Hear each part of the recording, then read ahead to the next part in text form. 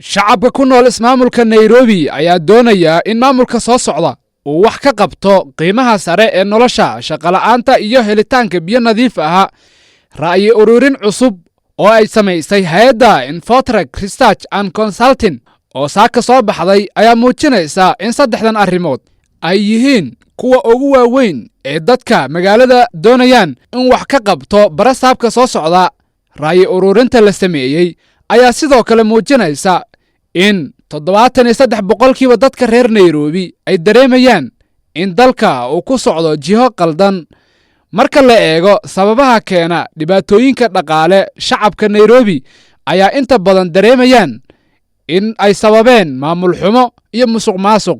Ra'yi ururinta ayaa muujinaysa in musharaxa madaxweyne ee isbahaysiga Azimio la Umoja Raila Odinga uu weli yahay musharaxa ugu shacbiyada badan ismaamulka Nairobi isagoo haysta 49%, halka musharax madaxweyne ee UDA William Ruto uu haysto 30%.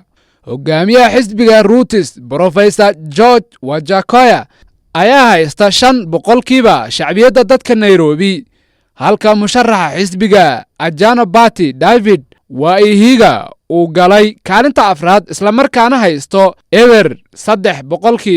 67% shacabka Nairobi ayaa aaminsan in Wajakoya uu qorshe wanaagsan u hayo dalka, iyada oo 41 kalena ay aaminsan yihiin in Ruto uu qorshe wanaagsan u hayo dalka, halka 19 ay aaminsan yihiin qorshaha Raila Odinga.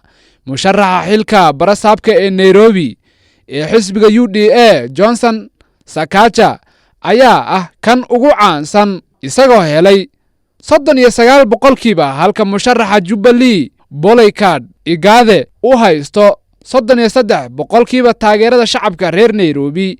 Dhanka senatka ee Nairobi, musharaxa ODM Edwin Sifuna ayaa haysta taageerada ugu badan isaga oo haysta 44%, halka musharaxa UDA Magnet Wanjiru uu haysto 12%. Axmed Garaad, Ibro Radio, Nairobi.